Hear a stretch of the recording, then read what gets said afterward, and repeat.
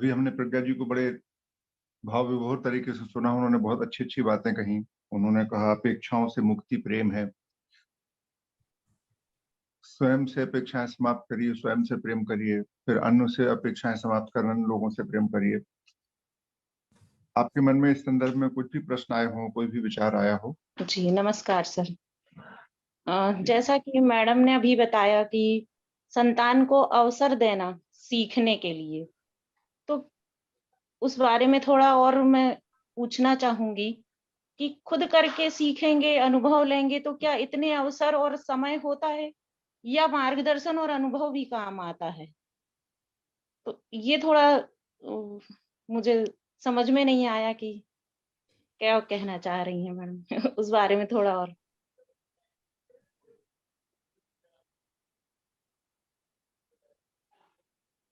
देखिए, मार्गदर्शन और अनुभव देने का कतई मना नहीं किया गया है। मार्गदर्शन और अनुभव जो है वो काम आता है आंशिक रूप से। आंशिक रूप से इसलिए कहा जा रहा है क्योंकि जो मार्गदर्शन और अनुभव आप दे रहे हैं, जब आपने वो परिस्थितियां देखी, उससे ये मार्ग बहुत बदल चुका। उनको उन परिस्थितियों से निपटने का तरीका भी बहुत बदल चुका।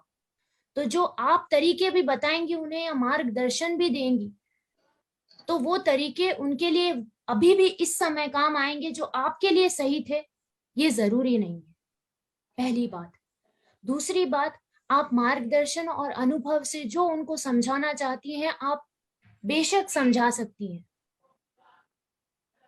पर समझाने के बाद उस समझाइश को थोपना नहीं है।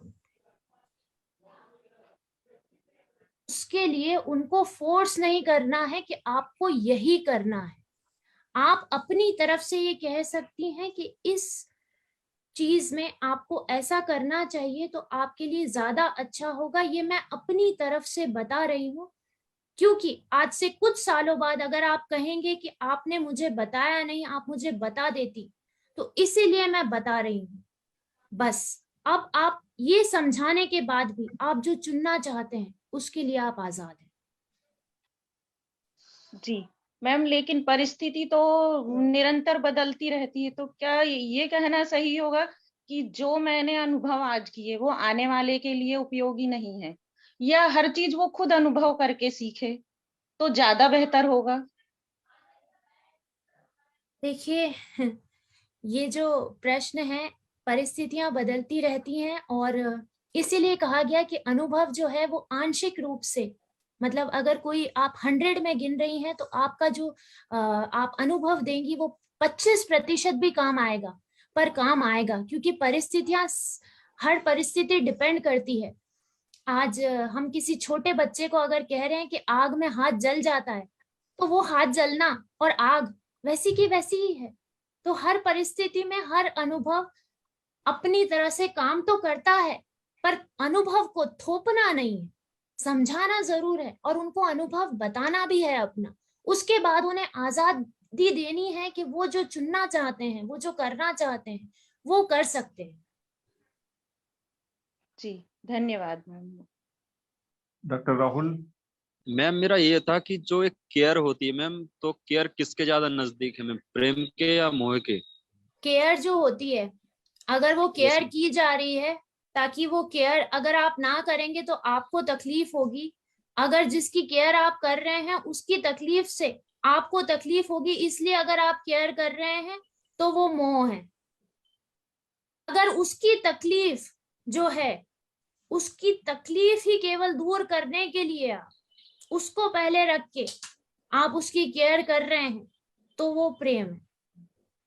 मैम केयर तो दूसरे की होती है मैम, सेल्फ केयर की बात नहीं कर रहा हूँ मैं। सामने वाले की केयर तो केयर ही होती है। तो वो अगर हम किसी की केयर कर रहे हैं तो वो मतलब ज्यादा मोह के, हमको उस पर्सन से मोह है इसलिए हम कर रहे हैं, या मुझे प्रेम है इसलिए कर रहे हैं? क्योंकि आफ्टर ऑल हम चाहते तो दोनों ही केस में भला है सामने वाले का, चाहे वो मोह हो या प्रेम हो। तो ये नजदीक किसके ज्यादा है? देखिए, अगर वो कोई सामने वाला राहुल जी से किसी भी तरीके से जुड़ा हुआ नहीं है और फिर भी राहुल जी उनकी मदद कर रहे हैं, उनकी केयर कर रहे हैं, तो वो प्रेम है। अगर वो किसी भी तरीके से किसी भी तरीके से आपसे जुड़ा हुआ है और उसकी आप केयर कर रहे हैं, यस मैम। तो कहीं ना कहीं आपका खुद का ये है कि मेरा इसमें कर्तव्य है, या मुझे इससे तकलीफ होगी, या बाद में मुझे जो भी कुछ उसमें मैं आ रहा है, तो वो मोह है। Yes ma'am. और एक सेकंड क्वेश्चन है मैम कि जो आपने बोला है कि अपेक्षाओं से इतर आदमी को जो है सेल्फ लव करना चाहिए, अपेक्षा नहीं रखना चाहिए। बट मुझे ऐसा लगता है अगर अपेक्षा ना हो तो आदमी की प्रोग्रेस ही रुक जाएगी, उसकी जिंदगी में कुछ इंटरेस्टिंग और कुछ बचेगी नहीं, क्योंकि अपेक्षाएं ही होती हैं जो आदमी को कुछ करने के लिए प्रेरित करती हैं। अगर अपेक्षा ही हट जाएंगी तो वो तो बिल्कुल सैचुरेट हो जाएगा वो पर्सन। मतलब एक फोर्स नहीं मिलेगा ना उसे कुछ करने के लिए। अपेक्षाएं होती हैं जो उसे अंदर से फोर्स, एक स्पिरिट देती हैं कि हाँ तुम्हें ये करना है, ये सब चीजें। अपेक्षा, अगर आपकी स्वयं से वो अपेक्षा स्वयं के लिए स्वयं से जाग रही है कि मुझे कुछ करना है जिंदगी में, तो वो अपेक्षा के लिए मना नहीं है।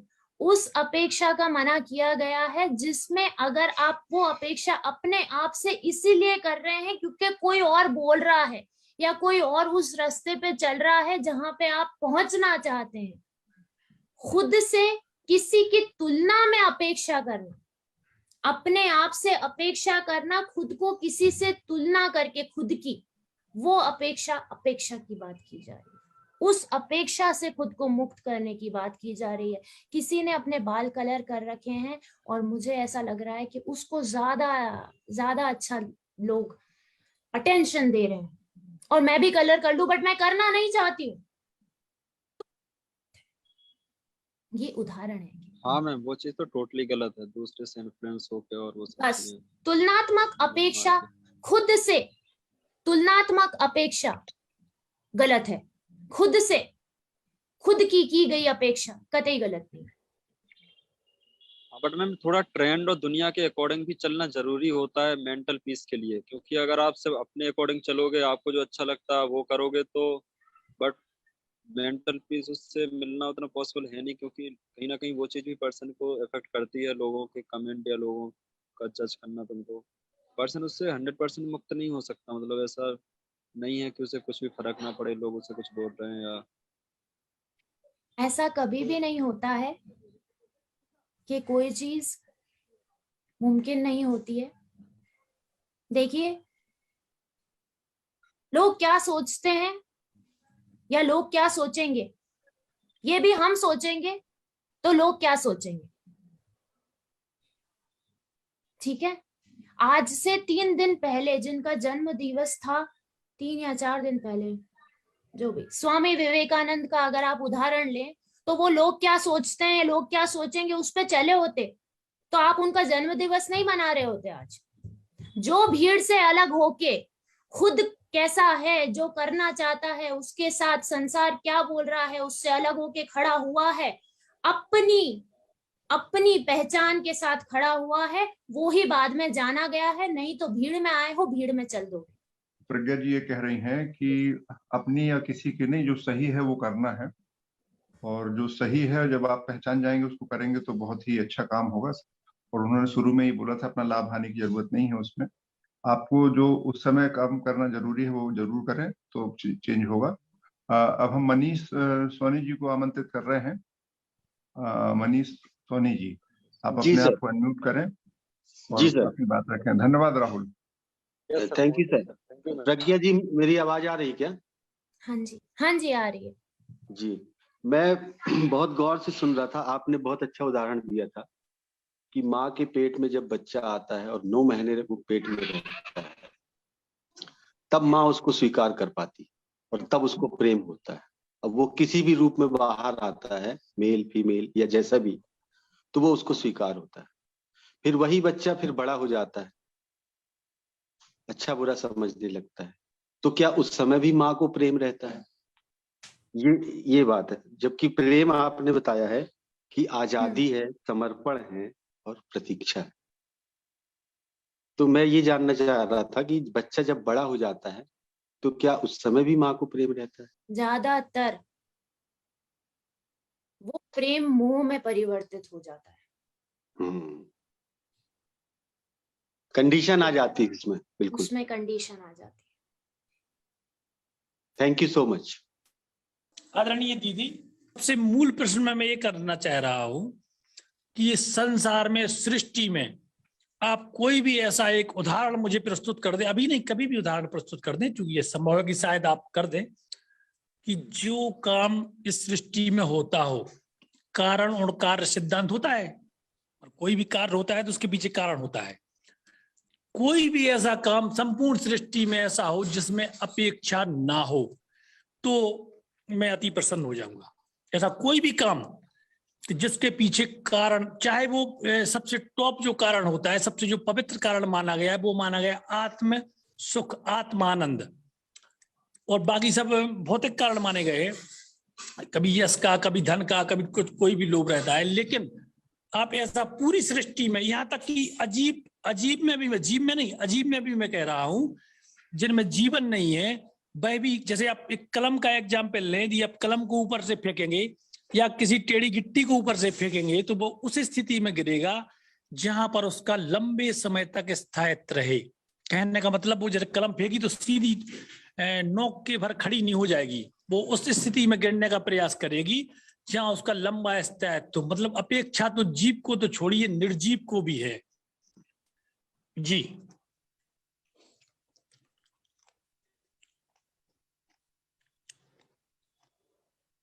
हेलो। देखिए, आप पहली बात तो एक्सपेक्टेशन मतलब अपेक्षा होता है। जो आप कह रहे हैं वो कॉज एंड इफेक्ट में आता है, कि कुछ किया है तो उसका कुछ ना कुछ इफेक्ट तो होगा, पहली बात। दूसरी बात, अपेक्षा एक होती है स्वार्थपूर्ण अपेक्षा, एक होती है निस्वार्थ होना। निस्वार्थ होना मतलब अपेक्षा नहीं होती। ये जो आवाज यहाँ बोल रही है, ये किसी कारणवश नहीं बोल रही है, ये बोल रही है तो इससे कुछ ना कुछ तो होगा, पर ये निस्वार्थता से केवल बोल रही है। सृष्टि का मुझे नहीं पता, केवल इस आवाज का पता है कि ये निस्वार्थता से बोल रही है, उस बीज पे पानी डाल रही है, वो बीज बो रही है, वो फल देगा तब देगा, पर ये तो इसका काम है कि ये बोले तो ये बोल रही है। सृष्टि का मैं नहीं जानती, इस आवाज का जरूर मैं कह सकती हूँ। लेकिन मैं इतना निवेदन करूंगा आपसे कि आप भी यदि बोल रही हैं और सभी लोगों को इतना पवित्र ज्ञान दे रही हैं, इसके पीछे भी आपकी अपेक्षा होगी, चाहे वह आत्म आनंद की ही क्यों ना हो।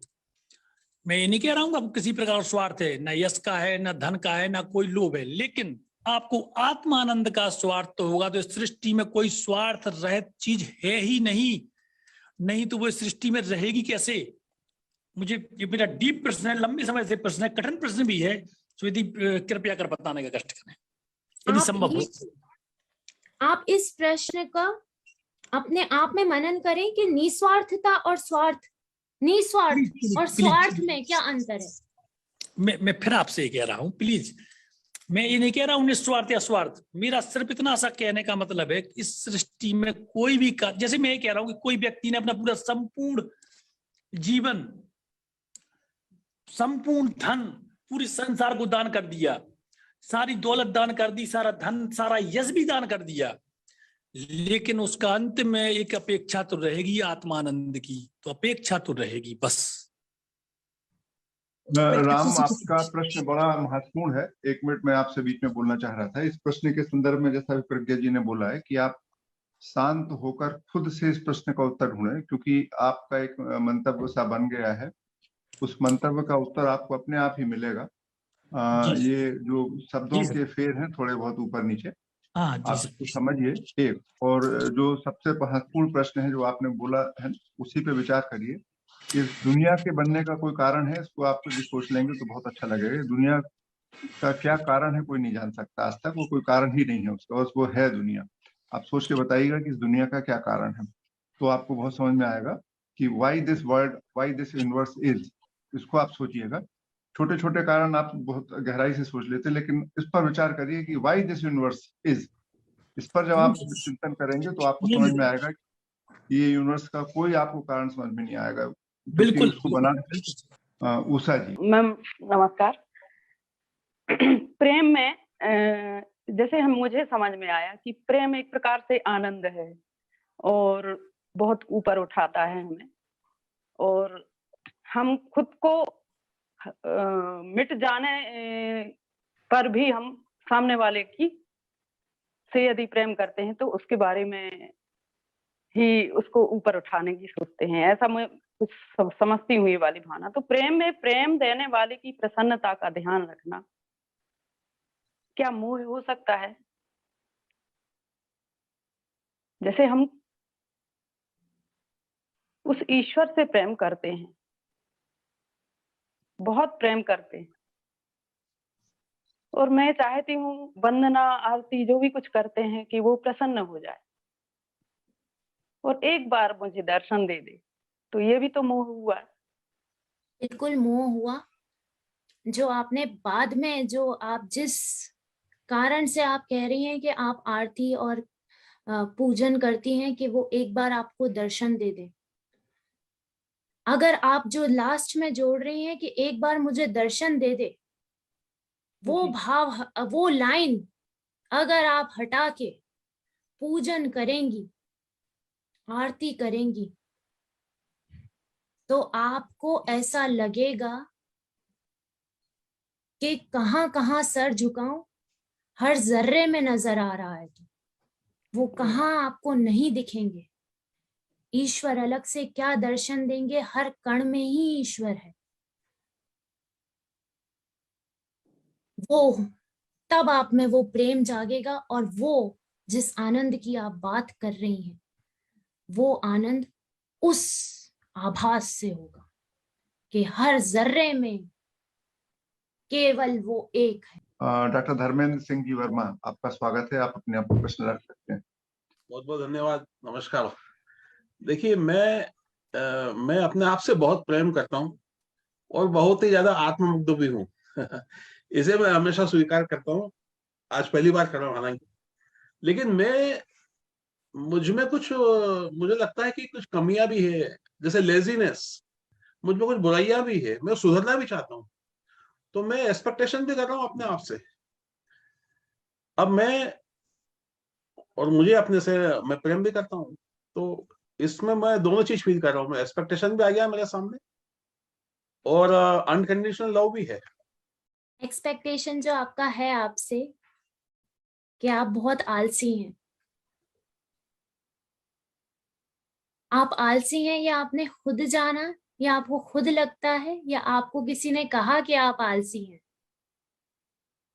अगर आपको खुद, जिस दिन भी आपको ये खुद एक्चुअल में अपने आप से खुद लगेगा कि यार मैं आलसी हूं, मुझे कुछ ना कुछ करना चाहिए, यकीन मानिए जिस दिन आपको ये खुद से लगेगा, आलस्य और आप में मीलों की दूरी होगी। एक बार अपने आप से जरूर ये प्रश्न करिए कि क्या मुझे सचमुच लगता है, या मैंने बचपन से सुनते आया हूं इसलिए मुझ में आ गया है। उसके बाद आप उसका बेहतर सॉल्यूशन अपने आप को दे पाएंगे।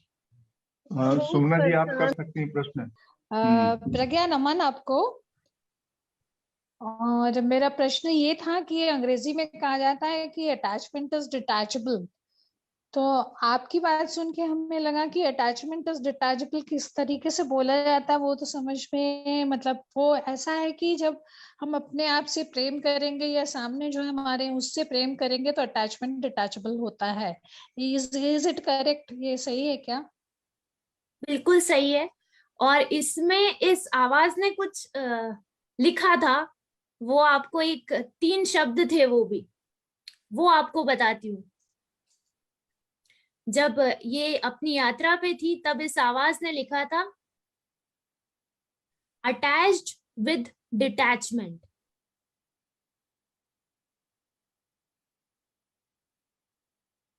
डिटैचमेंट से ही अटैचमेंट हो जाए।